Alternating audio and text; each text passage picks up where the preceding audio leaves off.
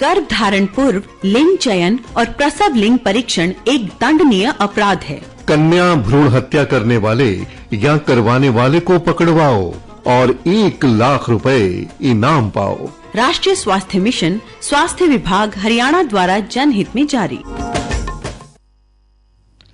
नमस्कार, आकाशवाणी चंडीगढ़ से प्रादेशिक समाचारों के साथ मैं निधि मुंजाल। पहले इस बुलेटिन के मुख्य समाचार। प्रधानमंत्री नरेंद्र मोदी ने कहा कि भारत का मोटा अनाज मिशन 2.5 करोड़ छोटे किसानों के लिए वरदान साबित होगा। केंद्रीय गृह मंत्री अमित शाह ने कहा कि वैश्विक दुग्ध उत्पादन क्षेत्र में भारत की हिस्सेदारी बढ़कर 33% तक हो जाएगी। हरियाणा के मुख्यमंत्री मनोहर लाल ने 15 विभागों की 67 नई घोषणाओं की समीक्षा कर उन्हें समयबद्ध ढंग से क्रियान्वित करने के निर्देश दिए। और एंटी करप्शन ब्यूरो हरियाणा ने गुरुग्राम, फरीदाबाद और यमुनानगर से भ्रष्टाचार के 5 आरोपियों को गिरफ्तार किया। अब समाचार विस्तार से। प्रधानमंत्री नरेंद्र मोदी ने कहा है कि श्री अन्न से देश के 2.5 करोड़ छोटे किसानों को लाभ होगा और हमारी ग्रामीण अर्थव्यवस्था सुदृढ़ होगी। आज नई दिल्ली में अंतर्राष्ट्रीय श्री अन्न सम्मेलन के उद्घाटन समारोह में उन्होंने कहा कि मोटे अनाजों पर जलवायु परिवर्तन का असर नहीं होता और इससे जल संकट से जुड़ी समस्या के समाधान में मदद मिल सकती है। प्रधानमंत्री ने कहा कि मित्र देशों के बीच मोटे अनाजों के उत्पादन की शैली को साझा करने के लिए एक स्थिर व्यवस्था विकसित करने की आवश्यकता है। उन्होंने कहा कि इस व्यवस्था से एक ऐसी आपूर्ति श्रृंखला विकसित हो सकती है जिससे मोटे अनाजों को कारगर तरीके से खेत से बाजार तक पहुंचाया जा सकेगा। श्री मोदी ने कहा कि देश के कुल अनाज उत्पादन में मोटे अनाज की हिस्सेदारी लगभग 6% है। उन्होंने वैज्ञानिकों और अनुसंधानकर्ताओं से अपील की कि वे इस हिस्सेदारी को बढ़ाने में योगदान दें। श्री मोदी ने कहा कि ये गर्व की बात है कि संयुक्त राष्ट्र ने भारत के प्रस्ताव को मानते हुए वर्ष 2023 को अंतर्राष्ट्रीय मोटा अनाज वर्ष घोषित किया है। प्रधानमंत्री ने कहा कि मोटे अनाज हमारे स्वास्थ्य और मिट्टी दोनों के लिए अच्छे हैं और इनसे जलवायु परिवर्तन, खाद्य सुरक्षा तथा जीवन शैली से जुड़ी बीमारियों की चुनौती का सामना किया जा सकता है। उन्होंने कहा कि श्री अन्न का संबंध केवल हमारे आहार या कृषि से ही नहीं है, बल्कि ये हमारे देश की खुशहाली का साधन है। श्री मोदी ने कहा कि सरकार ने मोटे अनाज के उत्पादक किसानों की बेहतरी के लिए कई पहलें की हैं। प्रधानमंत्री ने अंतर्राष्ट्रीय मोटा अनाज वर्ष के अवसर पर एक विशेष डाक टिकट तथा सिक्का भी जारी किया। 2 दिन के इस सम्मेलन में कई देशों के कृषि मंत्री, वैज्ञानिक तथा अन्य संबंधी पक्ष हिस्सेदारी कर रहे हैं। प्रधानमंत्री नरेंद्र मोदी ने आगामी मन की बात कार्यक्रम के लिए लोगों से उनके विचार एवं सुझाव आमंत्रित किए हैं। एक ट्वीट में प्रधानमंत्री ने लोगों को सामाजिक बदलाव लाने में योगदान देने वाले उपायों का जिक्र करने को भी कहा है। लोग अपने विचार MyGov, नमो ऐप या टोल फ्री नंबर 1800-117800 पर रिकॉर्ड करवा सकते हैं।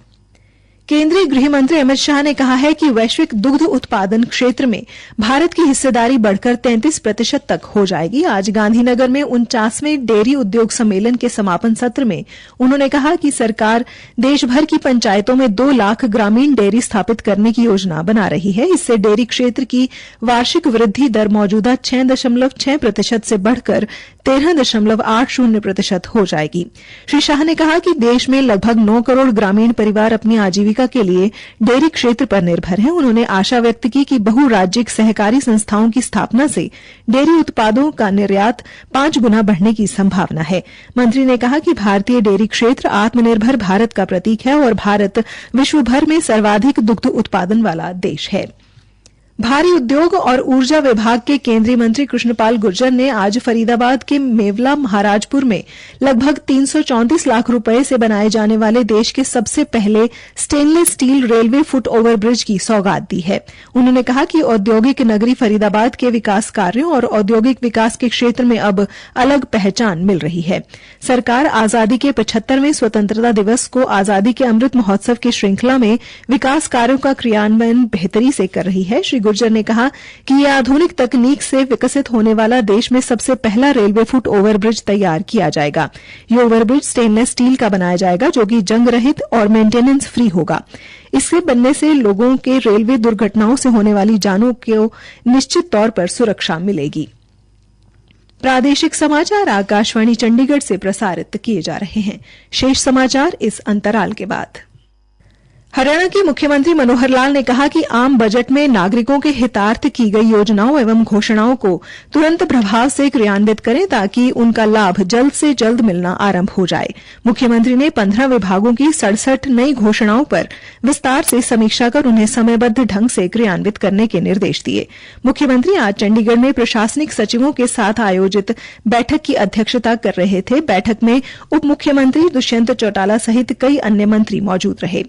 मुख्यमंत्री ने कहा कि कोरोना काल के दौरान विभिन्न योजनाओं का विकास कार्यों के क्रियान्वयन में बाधाएं आई, लेकिन अब हमें तेजी से कार्य कर लोगों को लाभान्वित करना है।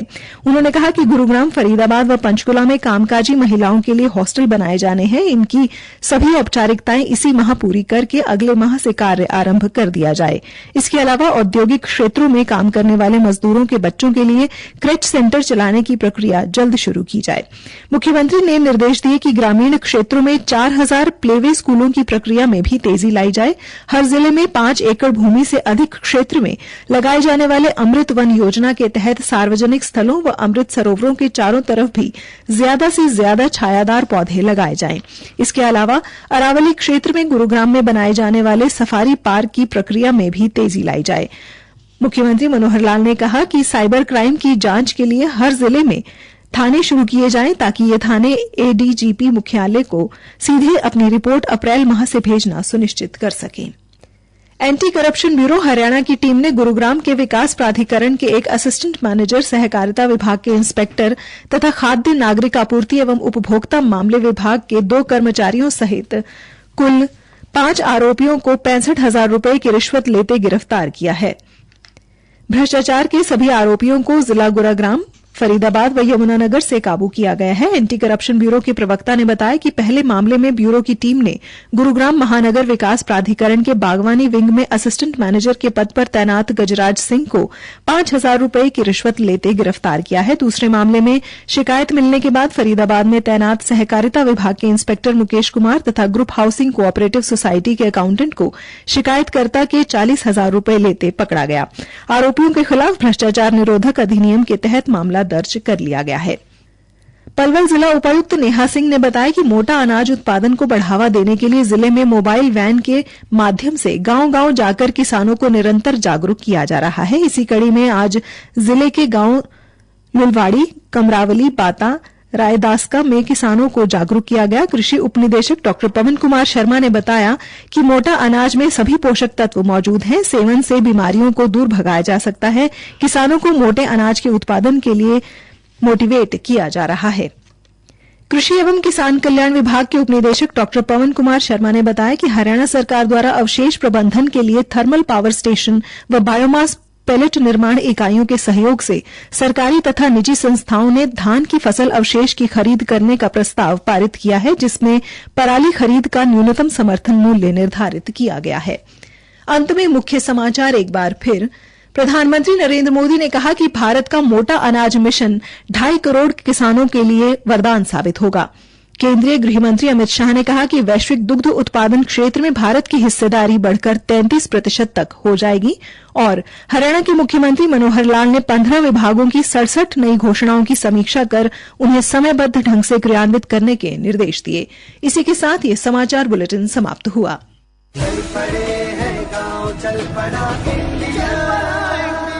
किसान भाइयों, आज की पंचायत इसलिए बुलाई है ताकि आपको किसान क्रेडिट कार्ड की जानकारी दी जा सके। इसके बहुत सारे फायदे हैं। इस नई किसान क्रेडिट कार्ड योजना से बैंक के चक्कर नहीं काटने पड़ेंगे। पर सरपंच जी, इसमें तो बहुत लिखा पढ़ी करनी पड़ेगी। अरे नहीं, बस एक बार की आसान सी लिखा पढ़ी से ये कार्ड पूरे 5 साल के लिए बन जाता है और तुम अपने किसान क्रेडिट कार्ड से नजदीकी ATM, पॉस मशीन या अपने मोबाइल से ही पैसों का लेन देन कर सकते हो। नाबार्ड हरियाणा क्षेत्रीय कार्यालय चंडीगढ़ द्वारा प्रायोजित। नाबार्ड द्वारा जनहित में जारी।